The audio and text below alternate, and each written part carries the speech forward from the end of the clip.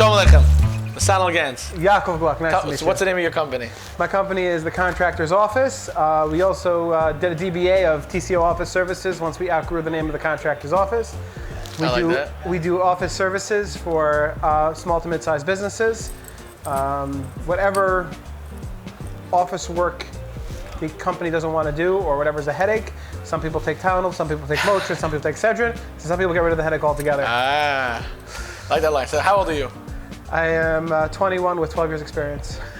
Okay, so it's 33. 33, yes. 33. So tell me about how you started this company. Let's hear your career. What's your career background? So I started when I learned in yeshiva in Chavetz Chaim, Vancouver. Where are you from? I'm from Monsey, Okay. but my family's from all over the place. I ended up finding myself in Chavetz Chaim, Vancouver. Rosh Yeshiva, Rabbi Noam Abramchik, told me to go work for his brother in Centers for Care, Amir Abramchik. I worked there for 5 years. Where's that? In the Bronx. Okay, what is it? It's a nursing home company. Oh, nursing home company, okay. It's Kenny Rosenberg's company. It sounds like a Meissen, Centers for Care. Huh? Okay, it sounds like a Meissen, non-profit. It's very much for profit. The owner just bought Halal. Very good. Last year, whatever. See, what'd you do for him? So I started in the accounting, bookkeeping, really accounts payables. Really is where I started with him, and then I moved to purchasing. I moved up over there, I felt my tafkid is always to help people. That's my goal in life. I'm a Hatzolah member in Monsey. I'm always trying to help people, and I felt like in that kind of industry. So I was in Centers for Care for 5 years, and then I wanted to grow on and more. Ended up in a few jobs in the middle, but then I ended up in the assistant director of finance at the Fountain View, which is a retirement center in Monsey. And I was like, I feel like I'm just helping big companies become more wealthy. It's not helping the small guys. It's not helping the little guys get out of debt and really make something of themselves. And I realized my brother's a landscaper. And I realized there's a lot of people in the blue collar industry who work very, very hard and they're very good at what they do, but they always seem to be struggling with money. And it's very frustrating to see people work so hard and be so strapped. So I realized that a lot of them just don't know their books. They don't know their simple profit and loss. They don't know how to read it. They're very good with their hands. They're great people. But when it comes to their office, they're lacking. And I'm not trying to say it in any way in a negative towards them, because these people are really great. But a lot of times, all they need is the help with the office. And to hire an office staff, number one, they can't train them because they have no idea what they're doing. Number two, it's very, very expensive, especially if you're getting somebody with experience.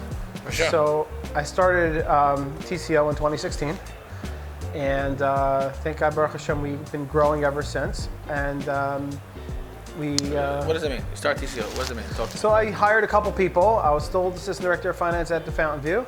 I hired a couple people, one receptionist, one bookkeeper, and.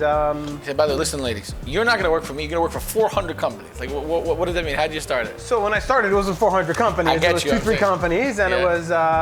Listen here, they have small companies, it's a lot less work, and we're going to take over their office, and it was like, okay, cool. Originally, when it first started, it was pretty slow. These people were not making that much money. They were working from home. One of them was working from my office. I had a small office in Monsey, and that's how we got it off the ground. And then eventually, we started one client after the next. We grew, and the OJBA has been very big help with it. Let's hear about that. I want to talk about OJBA in a second. I want to first hear your story. So, when you say back end let's hear your first client. Who was your first few clients? Tell me about them. So my first clients were construction people who just weren't billing properly, quite honestly, and we just had to set up their books, get them a QuickBooks account. They didn't even have QuickBooks, didn't have any books.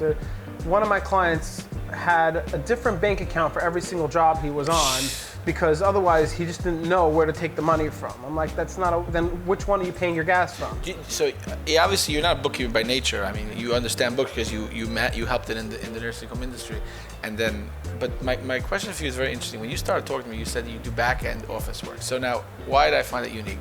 There's many companies, maybe I misunderstood, but there's many companies that do back-end book manager. They call it remote CFO. They call it managing your books. They call it remote account. There's a lot of different terms for the same idea. Essentially, We'll make sure your money is being handled correctly, accounts receivable, accounts payable, all that stuff. But it could be misunderstood. It seems to me that you want to do a step more, right? Where it's like, no, you don't need a secretary. You don't need anything. We're literally your back-end office. Correct. So that's different to me than anything I've heard. That to me, I think it might be your niche, so to speak. But how does that work? In other words, if a guy has an existing company, has a secretary, has an assistant, he has already 4 or 5 employees, which is to fire them? Is going to hire? Like, how does that work? So those guys are not necessarily going to be my clients, quite honestly. A lot of times I will give them, we'll offer them help with coaching and things like that. But as far as taking over their office, it's likely not going to happen. I'm more with the startups, the small guys, the guys who are working out of their truck, and their office is their truck, and they're answering their phone, and they're missing phone calls because they're 20 feet up in the air, and they can't answer the call because they're afraid they're going to die. But now they just lost a client. So in the meantime, our office already answered the phone call, took down the information, and this way they don't lose the client, and they're able to grow at a more rapid pace than if they were to be trying to do everything themselves. And then it's not nearly as expensive as hiring a full staff. I got you. The question is, how do you balance it, right? In other words, you have one employee. How many employees work for you today? 10. You have, let's say, one girl. How many clients do you have that you currently service?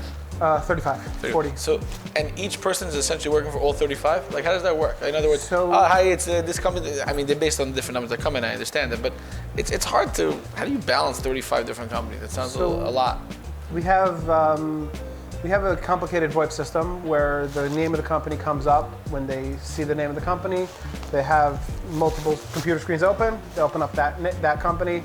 They're ready for business, and they answer the phone. The way we have it set up is that some secretaries are more with a certain company and back up other companies. So, for example, we'll just throw a name. Let's say Ami Magazine. So somebody answers the phone, Ami Magazine. So you're going to have the same secretary every single time, but if she's on another phone, there's a backup person. So the backup person will answer a phone call, Ami Magazine, how can I help you? Take down a little information, says, okay, please hold. Somebody else, somebody who's more familiar with it. How do you price yourself out? How do you figure out what it costs? So the way our pricing works is I don't like working with hours because somebody can forget to change the clock or somebody works slowly and whatever, and then a customer feels like you're taking advantage of them.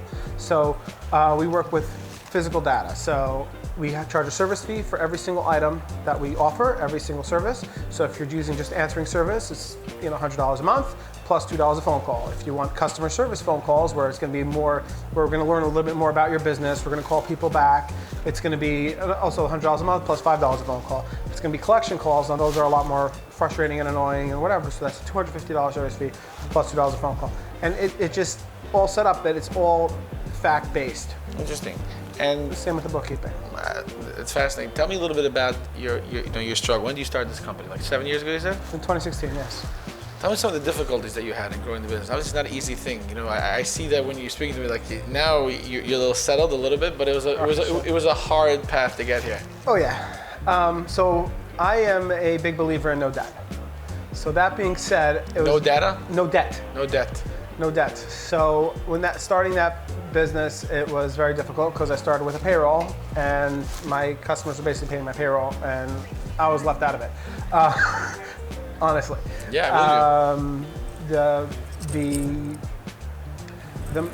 most frustrating thing is when you underbill a customer and you're trying to explain it's hard to figure. But it's hard to figure out. So until I got to this pricing structure, it took a while of figuring it out. We used to try to bill just for the transactions without the service fees, and sometimes we were trying to bill hourly and trying to figure out the right amount to bill per hour. But one of the benefits of being my company is I work with coaches all the time because I'm trying to convince coaches to send clients to me. And in the meantime, I learn a lot from them. So first of all, so you came to OGBA. You said it helped you a lot. Tell me about that. So the OGBA became a platform for me where I could show that I'm actually a legitimate company. I'm here year after year after year, and people come. I have a client now who's fairly large. He's got, I think, 3-4 teams on the road. He does, full remodels, full construction from bottom up construction, additions, whole kit and caboodles.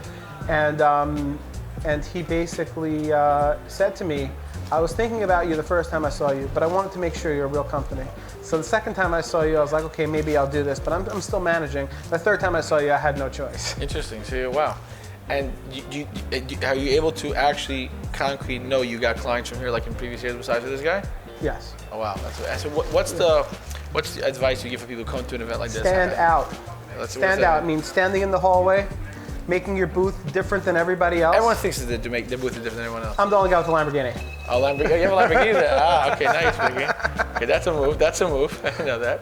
That's a good way of standing. Oh, no shyness to your business whatsoever. But we drive your business to success. Grow great. your business from 0 to 60 in 3.2 seconds. Whatever you want. You get people to take pictures of the Lamborghini? Take the pictures of the Lamborghini. My logo's in the background. You post it on LinkedIn, and you see I'm all over the place. That's a very, very cool idea. I love that. How do you deal with stress? Recently, what I did is I hired a personal assistant. He's phenomenal about taking over a lot of the stressful things. I want to hear just one thing based on what you do that could talk to other people, right? The fact is that essentially you're really outsourcing, right? To make a degree, you're really outsourcing. You're making sure that people don't have that all on their head. In your experience, because you deal a lot, I would say a big majority is figuring out the books for a company and knowing their accounts receivable. What do you think is the biggest mistake that companies can make that they can fix? A guy has a company, he's the nicest, didn't hire you yet. What can he learn? What can you tell him? Hey, this is you got to figure out before you go further. Pick up your deposits before you start the job.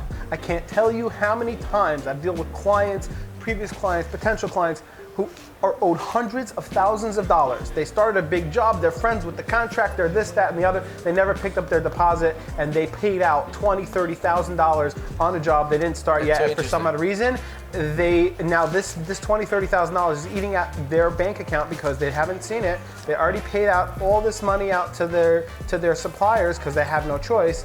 And for some other reason, the guy's holding back money or the job didn't close. They're being a nice guy, so to speak, right? Being the nice guy in business, as far as this goes, especially with deposits, ends up hurting you. When somebody says, "Oh, I have a whole bunch of jobs, give me a deal," give them the deal on the second job, not the first job. You know why people don't ask for deposits? It's because I'm not that. Don't be the type of guy. I don't be the guy. You know what I'm saying? That's why they don't do it. I used to be that type of guy as well. And one of the coaches, as I mentioned, I work with a whole bunch of coaches. One of the coaches is Nick Davidson, and he basically told me, I have two things to tell you. You are not in charge of your own collections, and you are not in charge of your own pricing. You set it up with your employee and let your employee make the phone call. You're more likely to be successful that way. 100%. So that being said, it goes 100%. Whatever I learn from all the different coaches that I work with, I try to pass on to my clients, and this way they're also successful. Great job. Shkai, thank you so much for coming. That was fantastic. You did a good job.